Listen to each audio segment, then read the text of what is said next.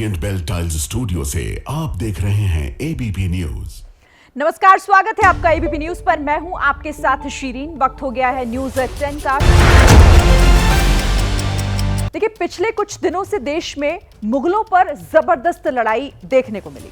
कभी अकबर, कभी बाबर, तो कभी औरंगजेब के नाम पर घमासान होता है। और अब बारी है शाहजहां की। आगरा में पर्यटकों के घूमने के लिए एक जगह है और उसका नाम है शाहजहां गार्डन। लेकिन यूपी सरकार की एक मंत्री को यह नाम सही नहीं लग रहा है। अब उन्होंने इसका नाम बदलने के लिए सरकार के पास प्रस्ताव भेज दिया है और चर्चा है कि बहुत जल्द शाहजहां गार्डन का नाम भी बदलने वाला है।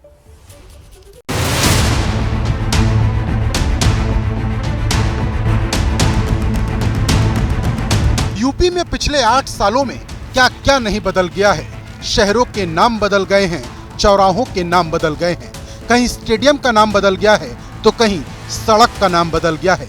मेट्रो स्टेशन पर नजर पड़ी तो उसे बदल डाला, रेलवे स्टेशन पर नजर पड़ी तो उसे बदल डाला। और नाम बदलो अभियान में अब बारी है आगरा के शाहजहां गार्डन की। वो शाहजहां गार्डन जो ताजमहल और लाल किले के बीच है। वो शाहजहां गार्डन जहां 10 रुपए का टिकट लेकर लोग हरियाली का आनंद लेते हैं। लेकिन रहनुमाओं को अब शाहजहां गार्डन का नाम पसंद नहीं आ रहा। यूपी सरकार में मंत्री हैं, नाम है बेबी रानी मौर्य।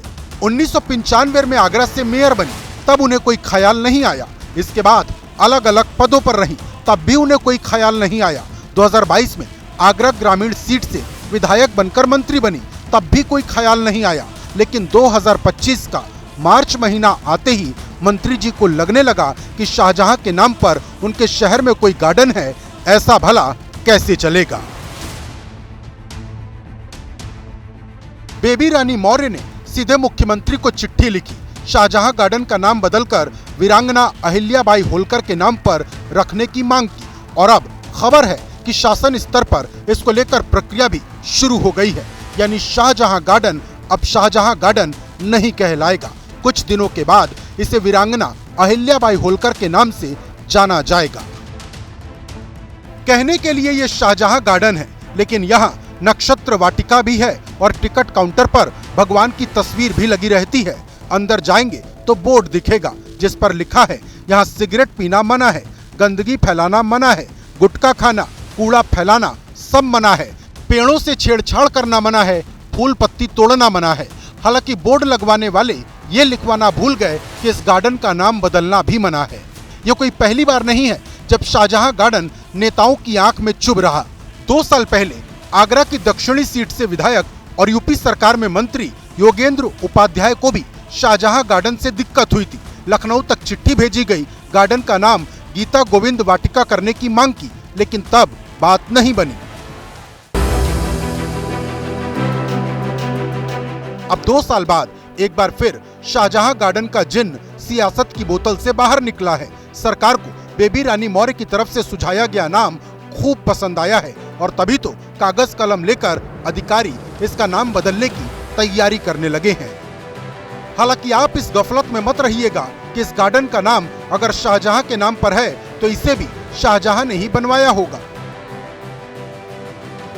ये पार्क ब्रिटिश शासन में बना था। इटली के प्रसिद्ध कलाकार थॉमस वॉक ने इसे बनवाया था। 1905 में प्रिंस ऑफ वेल्स ने इस पार्क में क्वीन विक्टोरिया की प्रतिमा लगवाई थी, लेकिन आजादी के बाद इसका नाम बदलकर शाहजहां गार्डन कर दिया गया। पार्क में जो क्वीन विक्टोरिया की प्रतिमा लगी थी उसे म्यूजियम में रखवा दिया गया। वैसे तो कुछ हिंदू संगठन ताजमहल को भी तेजो महालय बताकर इस पर दावा ठोक चुके हैं, लेकिन बात आई और चली गई। हालांकि ये सच है कि योगी सरकार ने पिछले कुछ दिनों में आगरा के कई जगहों के नाम बदल दिए हैं। जामा मस्जिद मेट्रो स्टेशन का नाम बदलकर मनकामेश्वर मेट्रो स्टेशन किया गया है। आगरा फोर्ट मेट्रो स्टेशन का नाम बदलकर भीमराव अंबेडकर के नाम पर रखा गया है। बसई मेट्रो स्टेशन का नाम बदलकर कैप्टन शुभम गुप्ता के नाम पर रखा जा चुका है।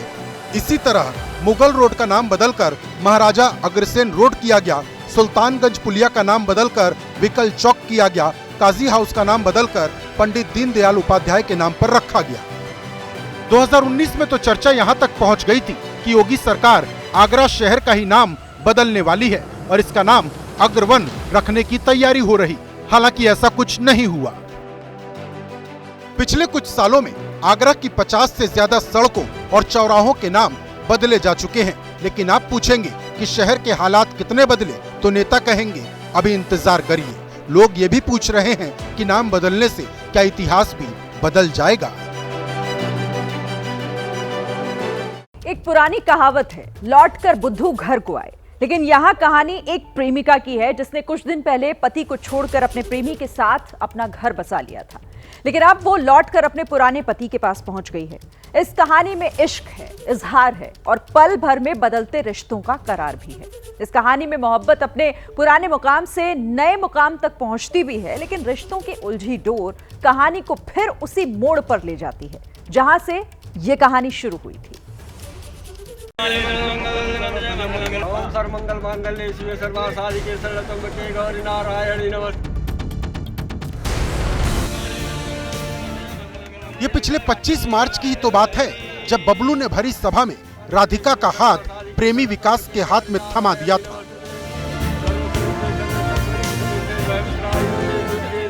गांव के शिव मंदिर में वैदिक मंत्रोच्चार के साथ शादी की रस्में हुई थी। विधि विधान से पूजा अर्चना हुई। दोनों ने परम पिता परमेश्वर को साक्षी मानकर एक दूसरे को वरमाला पहनाई थी। सर्वमंगल मांगल्ये शिवे सर्वासाधिके शरण्ये गौरी नारायणी। विकास ने अपने नाम का सिंदूर राधिका की मांग में भरा था, तो राधिका ने भी विकास के पैर छूकर पूरे मन और वचन से विकास को अपना 7 जन्मों का साथी मान लिया था।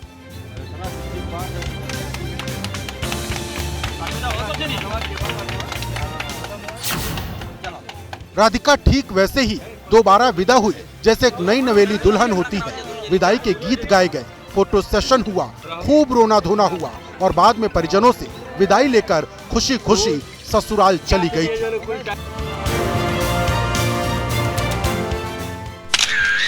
एक दो फोटो बबलू ने भी खिंचवाई थी, क्योंकि वो खुद भी अपनी पत्नी की शादी का गवाह बना था। बबलू सिर्फ इस शादी का साक्षात साक्षी ही नहीं था, बल्कि बाद में पूरी कानूनी प्रक्रिया भी बबलू ने ही पूरी करवाई थी। यह अनोखी शादी न केवल देश भर में चर्चा का विषय बनी, बल्कि इसका वीडियो भी खूब वायरल हुआ। तब सभी लोगों ने राधिका के पहले पति बबलू की खूब तारीफ की थी।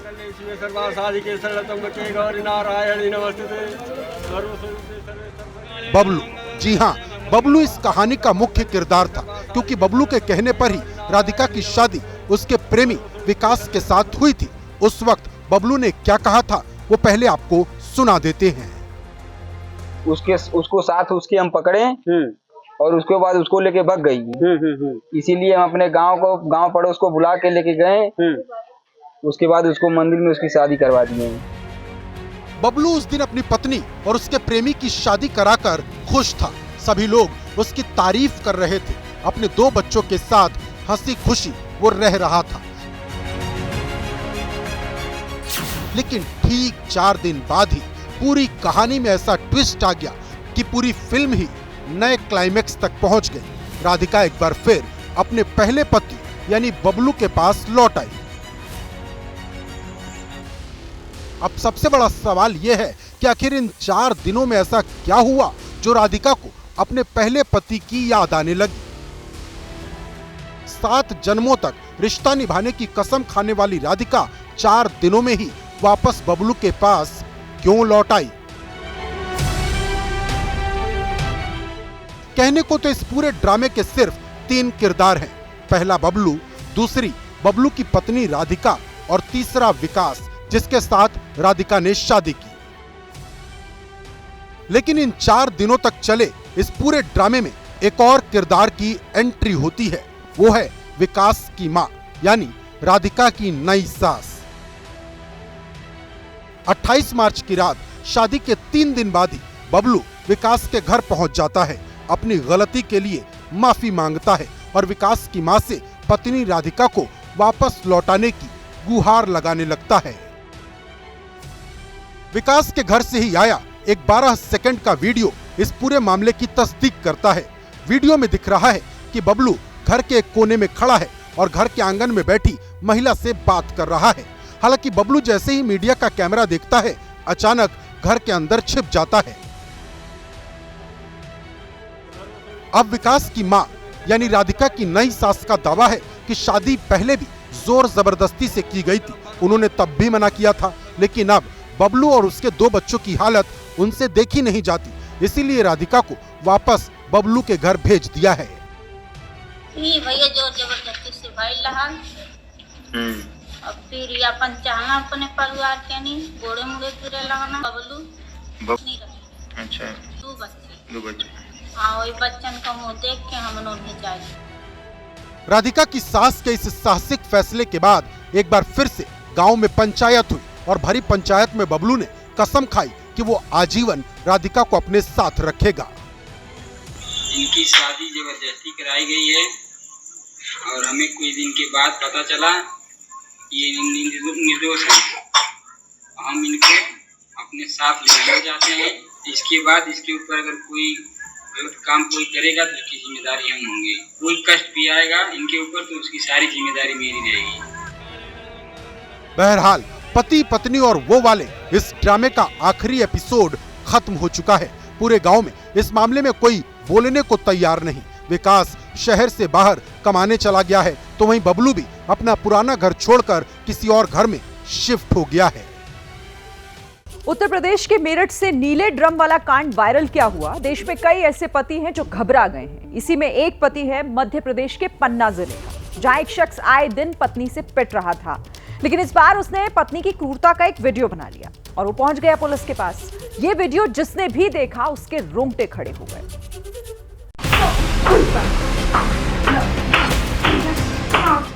दनादन थप्पड़ चले, लात घूंसे चले, कभी बेड पर पटका तो कभी मुंह पर मुक्का। पति हाथ जोड़कर मिन्नतें कर रहा है, रहम की भीख मांग रहा है, लेकिन पत्नी के सिर पर न जाने कौन सा खून सवार हो गया है।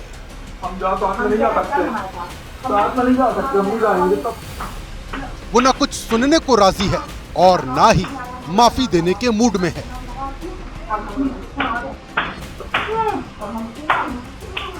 बेहद अपमान, तिरस्कार और घृणा से भरे इस वीडियो में पति न जाने कितनी बार फूट फूट कर रो रहा है। हम कुछ नहीं करेंगे। वो बार बार सॉरी कह रहा है। माँ बाप और भगवान की कितनी ही बार कस्में खा रहा है, लेकिन पत्नी का हाथ है कि रुकता ही नहीं। थप्पड़, लात, घूंसे और मुक्कों की बरसात हो रही है। एक सीधे साधे पति की जान पर बनाई है। बचा लो, बचा लो, बचा लो, एसपी साहब मुझे मेरी पत्नी से बचा लो। मैं बहुत प्रताड़ित हूँ, इतना प्रताड़ित हूँ जिसकी कोई सीमा नहीं है। मेरे पास मरने के अलावा कोई ऑप्शन नहीं है मेरे। पुलिस प्रशासन से ये गुहार, ये मनुहार, ये प्रार्थना मध्य प्रदेश के पन्ना के एक पीड़ित पति की है। एक ऐसा प्रताड़ित पति जो अपनी पत्नी के जुल्म और सितम से इस कदर आजिज आ चुका है कि अब पुलिस की मदद लेने के अलावा इसके पास कोई चारा नहीं बचा। मैं आज आया एसपी ऑफिस पन्ना और मैंने यहाँ एक एसपी साहब को आवेदन दिया।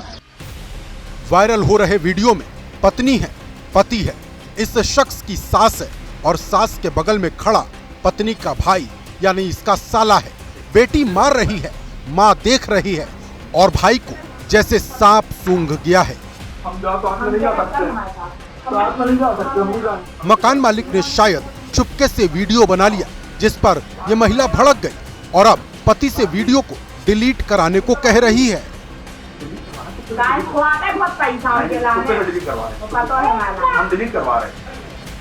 वीडियो डिलीट नहीं हुआ तो पत्नी ने घर का टीवी ही उठाकर पटक दिया।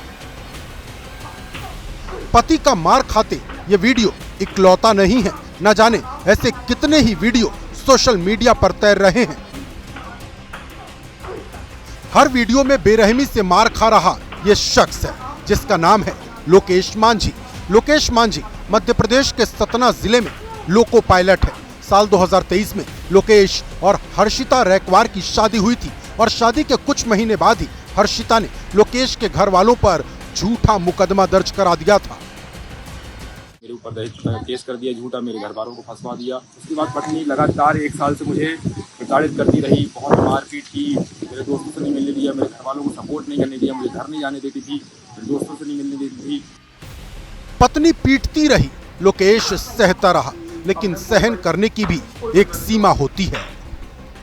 और आखिरकार पत्नी के रवैये से परेशान होकर लोकेश ने बदला लेने की ठान ली। घर के कमरे में हिडन कैमरा लगा दिया और इसी कैमरे पर हर्षिता के गुनाहों के सबूत एक एक कर दर्ज होते चले गए। वीडियो सोशल मीडिया पर तेजी से वायरल हुआ तो पुलिस भी हरकत में आई। हालांकि लोकेश खुद एसपी ऑफिस वीडियो लेकर पहुंचा था। पुलिस ने अब कार्रवाई का भरोसा दिया है।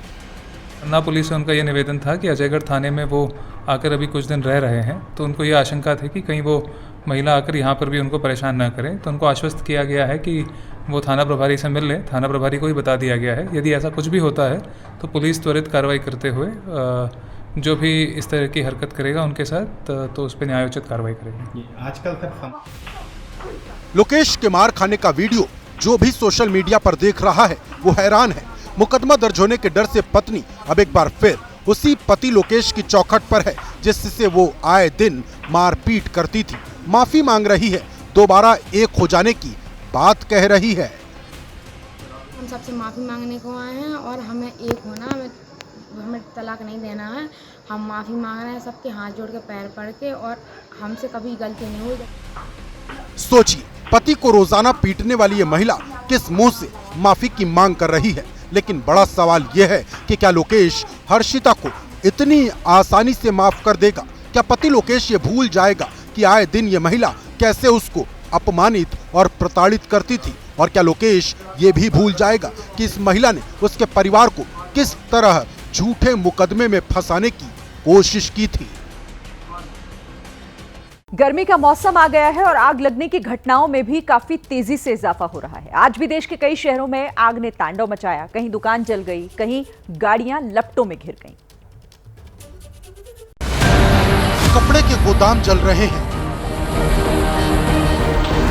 एक एक कर दुकानें राख हो रही हैं, कहीं फसलें फना हो गई हैं, तो कहीं पूरा मकान आग की चपेट में है।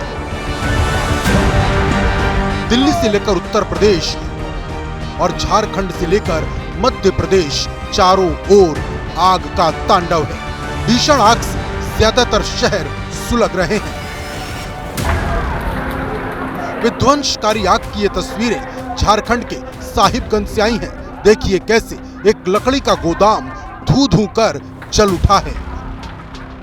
आग इतनी भीषण है कि पल भर में ही पूरा का पूरा गोदाम मिट्टी के ढेर में तब्दील हो गया।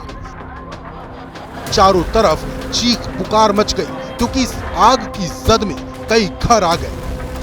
आग कैसे और क्यों लगी इसकी जांच की जा रही है, लेकिन गोदाम मालिक का लाखों रुपए का नुकसान हो चुका है।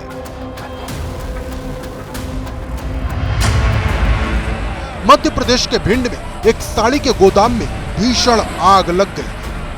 देखते ही देखते आग की प्रचंड लपटें आसमान छूने को बेकरार होने लगी। काले धुएं के गुबार से पूरा इलाका भर गया। दुकान से धुआं उठता देखकर आसपास के सैकड़ों लोग जमा हो गए। आनन फानन एम्बुलेंस को सूचना दी गई, लेकिन जब तक दमकल पहुंचती तब तक काफी देर हो चुकी थी।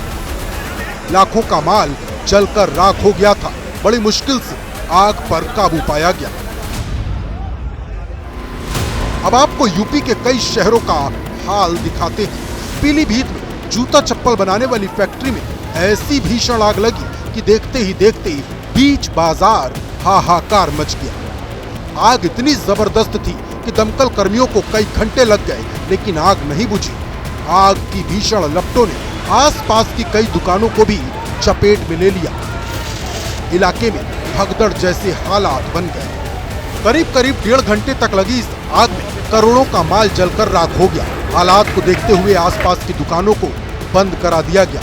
फायर ब्रिगेड की कई गाड़ियों को बरेली से बुलाया गया, तब जाकर कहीं आग पर काबू पाया जा सका। उत्तर प्रदेश के गोंडा से आई इन तस्वीरों को देखकर आप क्या कहेंगे? किसान ने मेहनत कर फसल उगाई, लेकिन जब फसल काटने की बारी आई तो उससे पहले ही आग लग गई। करीब 100 बीघा गेहूं की फसल जलकर राख हो गई। कुछ घंटों बाद बचा था तो सिर्फ जला हुआ खेत। सामने पूरी आग लग गई और पूरा जल चुका है। अब आपको दिल्ली से सटे गाजियाबाद शहर ले चलते हैं, जहां साहिबाबाद इलाके के वियर पार्क सोसाइटी के अपार्टमेंट की बालकनी में आग लग गई। गनीमत ये रही कि फ्लैट बंद पड़ा था, इसलिए किसी तरह की जनहानि नहीं हुई। हालांकि आग विकराल रूप लेती इससे पहले ही दमकल कर्मियों ने उसे बुझा दिया। गाजियाबाद के इस इलाके की एक और तस्वीर देखिए। राजबाग कॉलोनी ट्रांसपोर्ट रोड पर पार्किंग में खड़े ट्रक अचानक जल उठे। पहले एक ट्रक में आग लगी, फिर देखते ही देखते आग ने 6 और ट्रकों को अपनी जद में ले लिया। चारों तरफ अफरा तफरी का माहौल बन गया। कड़ी मशक्कत के बाद आग बुझाई जा सकी।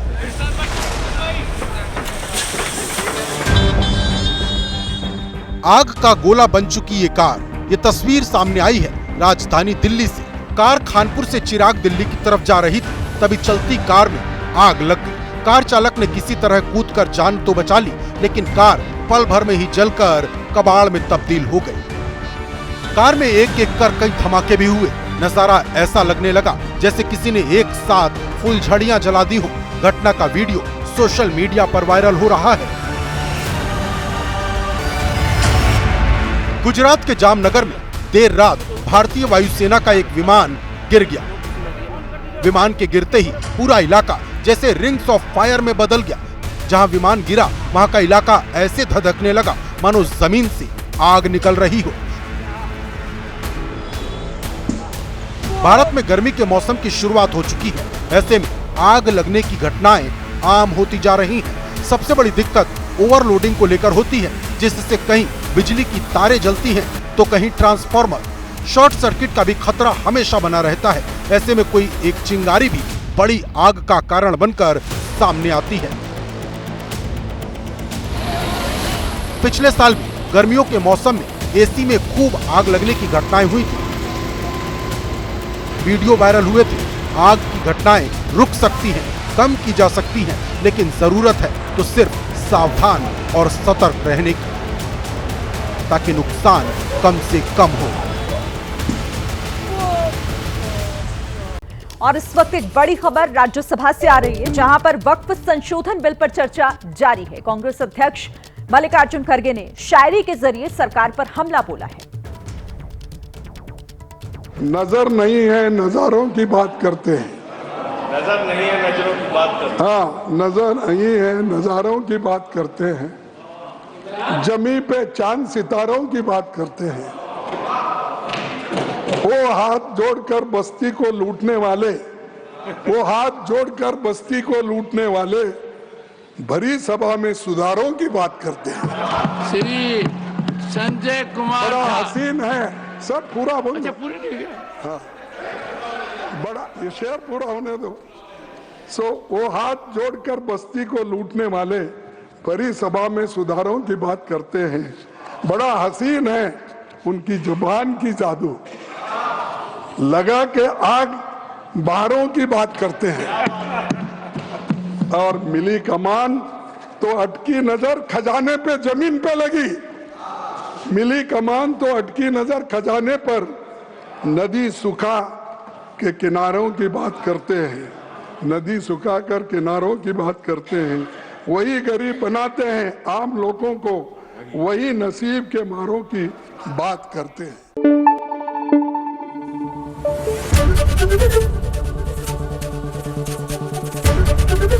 एबीपी न्यूज आपको रखे आगे।